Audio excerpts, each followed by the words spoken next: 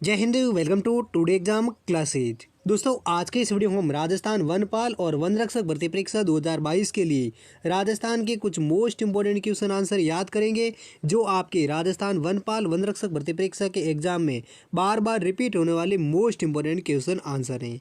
अगर दोस्तों आप भी राजस्थान वनपाल वन रक्षक परीक्षा की तैयारी कर रहे हैं तो इस वीडियो को लास्ट तक जरूर देखें और इन सभी राजस्थान के मोस्ट इंपोर्टेंट क्वेश्चन आंसर को जरूर याद करें, क्योंकि दोस्तों ये सभी क्वेश्चन है जो आपके वनपाल वन रक्षक के नए सिलेबस में भी शामिल हैं, इसलिए इन सभी क्वेश्चनों को आप जरूर याद करें।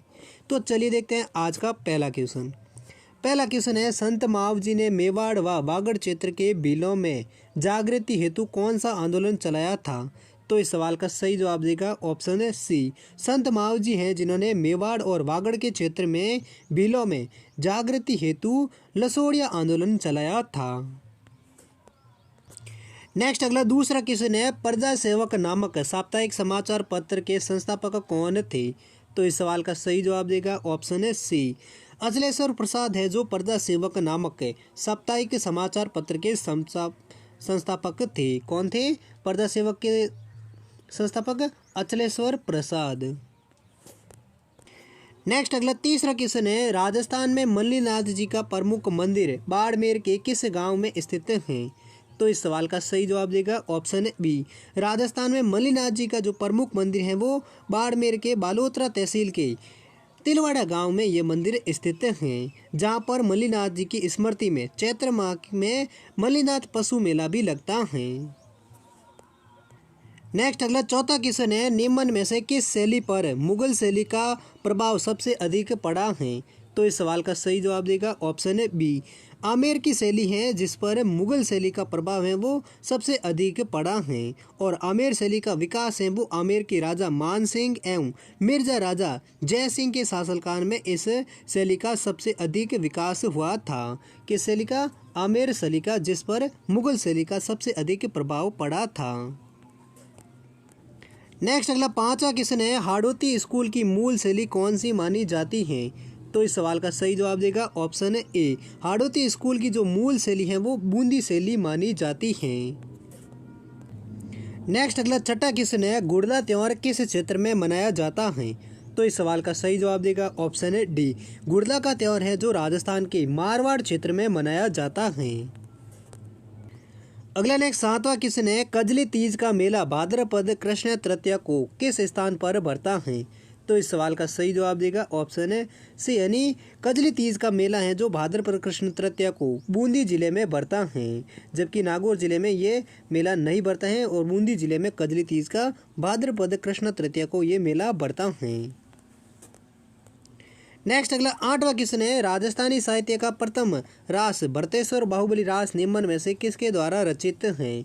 तो इस सवाल का सही जवाब देगा ऑप्शन है बी। शालिभद्र सूरी के द्वारा राजस्थानी साहित्य का प्रथम रास जिसका नाम है भरतेश्वर बाहुबली रास, जो किसके द्वारा रचित है? शालिभद्र सूरी के द्वारा। नेक्स्ट अगला नौवां क्वेश्चन है, मानव व्यापार प्रथा पर रोक लगाने वाली रियासत कौन सी थी? तो इस सवाल का सही जवाब देगा ऑप्शन सी, यानी जयपुर रियासत है जिन्होंने मानव व्यापार प्रथा पर साल 1847 ईस्वी में रोक लगाई थी, जबकि बूंदी रियासत है जिन्होंने सती प्रथा पर रोक 1822 ईस्वी में लगाया था, जबकि जोधपुर रियासत है उन्होंने बाल विवाह पर 1885 में रोक लगाया था। कब लगाया था बाल विवाह प्रथा पर रोक? 1885 में। और किस रियासत ने? जोधपुर रियासत ने। और डाकन प्रथा रोक है उस पर रोक है वो 1853 ईस्वी में मेवाड़ रियासत ने लगाया था। नेक्स्ट अगला 10वां क्वेश्चन है, पौध हाकर और सरी आभूषण कहाँ पहना जाता है? तो इस सवाल का सही जवाब देगा ऑप्शन है बी। पौध और हकार और सरी आभूषण है वो गले में पहने जाने वाले आभूषण हैं। नेक्स्ट अगला 11वां क्वेश्चन है, भारत सरकार के आदिम जनजाति समूह की सूची में राजस्थान की कौन सी एकमात्र जनजाति शामिल है? तो इस सवाल का सही जवाब देगा ऑप्शन है ए। भारत सरकार के आदिम जनजाति समूह की सूची में राजस्थान की सहरिया जनजाति है जो एकमात्र जनजाति शामिल है। किसमें? आदिम जनजाति समूह की सूची में। नेक्स्ट अगला 12वां क्वेश्चन है, राजस्थान में सबसे प्राचीन जनजाति कौन सी है? तो इस सवाल का सही जवाब देगा ऑप्शन है सी। राजस्थान में सबसे प्राचीन जनजाति हैं वो भील जनजाति हैं, जबकि राजस्थान में सर्वाधिक जनसंख्या है वो मीणा जनजाति की है। नेक्स्ट अगला 13वां क्वेश्चन है, सीकर में कांतले नदी के अपवाह क्षेत्र को क्या कहा जाता है? तो इस सवाल का सही जवाब देगा ऑप्शन है बी। सीकर जिले में कांतले नदी का जो अपवाह क्षेत्र है जिसको तेरावटी बेसिन के नाम से जाना जाता है। नेक्स्ट अगला 14वां क्वेश्चन है, 1159 में मंडोर के शासक बालक राव प्रतिहार द्वारा निर्मित कौन सी झील है? तो इस सवाल का सही जवाब है वो है ऑप्शन सी, बालसमंद झील है, जिसका निर्माण 1159 ईस्वी में मंडोर के शासक बालक राव प्रतिहार ने करवाया था। किस झील का निर्माण? बालसमंद का निर्माण, जो राजस्थान के जोधपुर जिले के मंडोर में स्थित हैं। 15वां क्वेश्चन है, श्रीलाल जोशी जिन्हें साल 2006 में पद्मश्री पुरस्कार मिला वह किसके लिए जाने जाते हैं? तो इस सवाल का सही जवाब देगा ऑप्शन ए। श्रीलाल जोशी हैं जिन्हें साल 2006 में पद्मश्री पुरस्कार दिया था, वह फड़ चित्रकारी के लिए जाने जाते हैं। कौन है? श्रीलाल जोशी, जो फड़ चित्रकारी के लिए जाने जाते हैं, इसलिए उन्हें साल 2006 में भारत सरकार के द्वारा पद्मश्री पुरस्कार से सम्मानित किया था। नेक्स्ट अगला 16वां क्वेश्चन है, राजस्थान का गोमती सागर पशु मेला किस जिले में आयोजित होता है? तो इस सवाल का सही जवाब देगा ऑप्शन ए। राजस्थान का झालरापाटन झालावाड़ जिले में गोमती सागर पशु मेला आयोजित होता है। कहाँ पर? झालरापाटन झालावाड़ जिले में। नेक्स्ट अगला 17वां क्वेश्चन है, राजस्थान के अलवर जिले में भाद्रपद शुक्ल अष्टमी को कौन सा मेला भरता है? तो इस सवाल का सही जवाब देगा ऑप्शन है बी। राजस्थान के अलवर जिले में भाद्रपद शुक्ल अष्टमी को भरतरी मेला भरता है। कौन सा मेला भरता है अलवर जिले में? भाद्रपद शुक्ल अष्टमी को भरतरी मेला। नेक्स्ट अगला 18वां क्वेश्चन है, राजस्थान के लगभग कितने प्रतिशत भूभाग पर पूर्वी मैदान का विस्तार फैला हुआ है? तो इस सवाल का सही जवाब देगा ऑप्शन सी। राजस्थान के कुल क्षेत्रफल के लगभग 23% भूभाग पर पूर्वी मैदान का विस्तार फैला हुआ है। अगला नेक्स्ट 19वां क्वेश्चन है, पिचोला झील के मध्य जग निवास महल का निर्माण किसने करवाया था?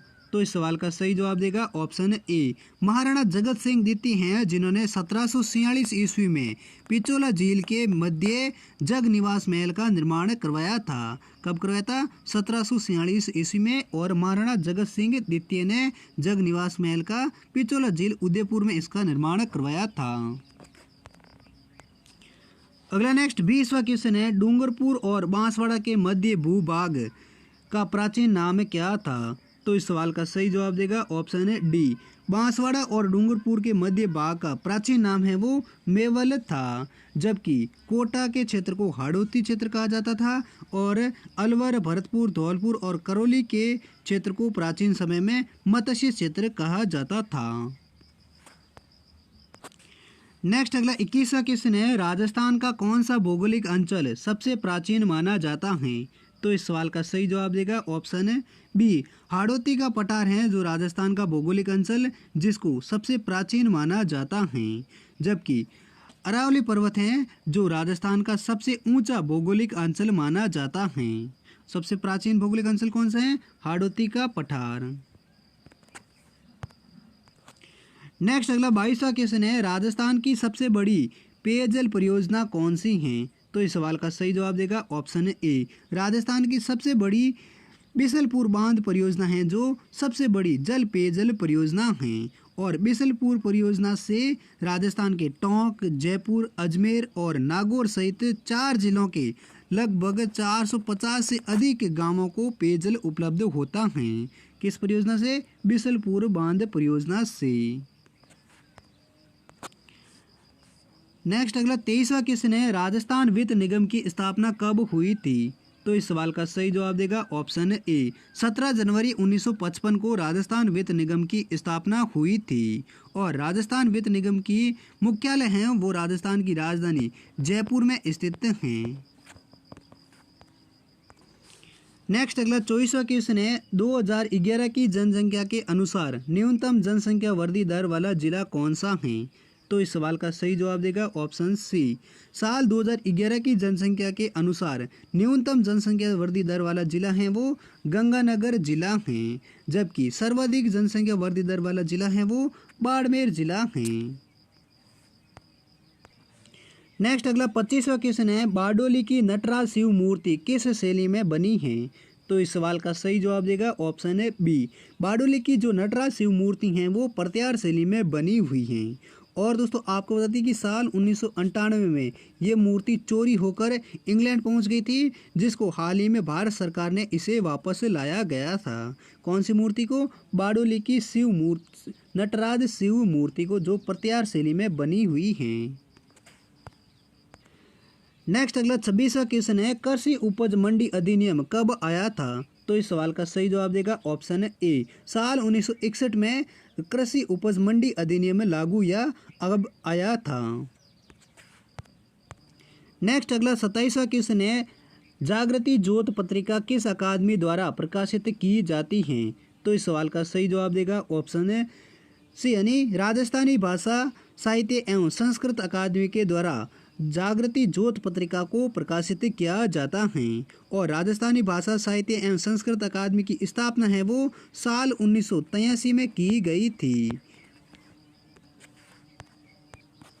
नेक्स्ट अगला 28वां क्वेश्चन है, भारतीय लोक कला मंडल कहाँ पर स्थित हैं? तो इस सवाल का सही जवाब देगा ऑप्शन है बी। भारतीय लोक कला मंडल हैं वो राजस्थान के उदयपुर जिले में स्थित हैं। और भारतीय लोक कला मंडल की स्थापना है वो साल 1952 में की गई थी। इसी प्रकार नेक्स्ट अगला 29वां क्वेश्चन है, राजस्थान में मृत्यु भोज अधिनियम कब लागू हुआ था? तो इस सवाल का सही जवाब देगा ऑप्शन ए। राजस्थान में मृत्यु भोज अधिनियम है वो साल 1960 में लागू हुआ था। नेक्स्ट अगला 30वां क्वेश्चन है, वन्य जीव संविधान की कौन सी सूची का विषय है? तो इस सवाल का सही जवाब देगा ऑप्शन सी, यानी वन्य जीव हैं जो संविधान की समवर्ती सूची का एक विषय है, जिसको 42वें संविधान संशोधन के तहत इसे समवर्ती सूची में शामिल किया गया था। किसको? वन्य जीव को। अगला नेक्स्ट 31वां क्वेश्चन है, राजस्थान में नो बैग डे विद्यालयों में कब मनाया जाता है? तो इस सवाल का सही जवाब देगा ऑप्शन ए। राजस्थान में नो बैग डे हैं जो विद्यालयों में हर सप्ताह शनिवार को मनाया जाता है, यानी बच्चे शनिवार के दिन राजस्थान में बिना बैग के स्कूल जा सकते हैं। नेक्स्ट अगला 32वां क्वेश्चन है, राजस्थान का पहला कैरियर डिफेंस इंस्टीट्यूट कहाँ पर स्थापित किया गया है? तो इस सवाल का सही जवाब देगा ऑप्शन ए। राजस्थान का पहला कैरियर डिफेंस ऑफ इंस्टीट्यूट है वो राजस्थान के सीकर जिले में स्थापित किया गया है। नेक्स्ट अगला 33वां क्वेश्चन है, राजस्थान साहित्य अकादमी कहाँ पर स्थित है? तो इस सवाल का सही जवाब देगा ऑप्शन है डी। राजस्थान साहित्य अकादमी है वो राजस्थान के उदयपुर जिले में स्थित है। नेक्स्ट अगला 34वां क्वेश्चन है, राष्ट्रीय विवेकानंद केंद्र कहाँ स्थापित किया गया है? तो इस सवाल का सही जवाब देगा ऑप्शन है डी। खेतरी झुंझुनू जिले में राष्ट्रीय विवेकानंद केंद्र को स्थापित किया गया है, जिसका उद्घाटन है वो 31 मार्च साल 2019 में किया गया था। नेक्स्ट अगला 35वां क्वेश्चन है, बायोफ्यूल नीति लागू करने वाला देश का पहला राज्य कौन सा है? तो इस सवाल का सही जवाब देगा ऑप्शन ए। बायोफ्यूल नीति लागू करने वाला देश का पहला राज्य है वो राजस्थान राज्य है, जिन्होंने जैव ईंधन नियम 2019 के तहत इस नीति को लागू किया था। कौन सी नीति को? बायोफ्यूल नीति लागू को। जो राजस्थान राज्य है वो पहला राज्य है जो बायोफ्यूल नीति को लागू करने वाला। नेक्स्ट अगला 36वां क्वेश्चन है, राजस्थान उर्दू अकादमी कहाँ पर है? तो इस सवाल का सही जवाब देगा ऑप्शन है, इसमें दे नहीं रखा है दोस्तों, आपको बता दें कि राजस्थान उर्दू अकादमी है वो जयपुर में स्थित है। नेक्स्ट अगला 37वां क्वेश्चन है, विधवा विवाह प्रोत्साहन योजना के तहत कितनी राशि प्रदान की जाती है? तो इस सवाल का सही जवाब देगा ऑप्शन है डी। राजस्थान में विधवा विवाह प्रोत्साहन योजना के तहत 51,000 रुपये की राशि प्रदान की जाती है। इसी प्रकार नेक्स्ट 38वां क्वेश्चन है, राज्य में दिव्यांगों को कितने प्रतिशत आरक्षण प्रदान किया गया है? तो इस सवाल का सही जवाब देगा ऑप्शन है बी। राजस्थान राज्य में दिव्यांगों को 4% आरक्षण है वो दिया गया है। नेक्स्ट अगला 39वां क्वेश्चन है, कैरी बात की ओढ़नी किस जाति की स्त्रियों की लोकप्रिय हैं। तो दोस्तों इस सवाल का सही जवाब है वो आप कमेंट सेक्शन में लिखकर जरूर बताइए। ऑप्शन है जाट महिलाएं, आदिवासी महिलाएं, ब्राह्मण महिलाएं या राजपूत महिलाएं। इन चारों ऑप्शनों में से कौन सा ऑप्शन सही है जो कैरी बाती ओढ़नी की जनजातियों से संबंधित हैं। इसी प्रकार नेक्स्ट अगला 40वां क्वेश्चन है, राजस्थान का खजुराहो निम्न में से किसे कहा जाता है। तो दोस्तों इस सवाल का भी सही जवाब है वो आप कमेंट सेक्शन में लिखकर जरूर बताइए।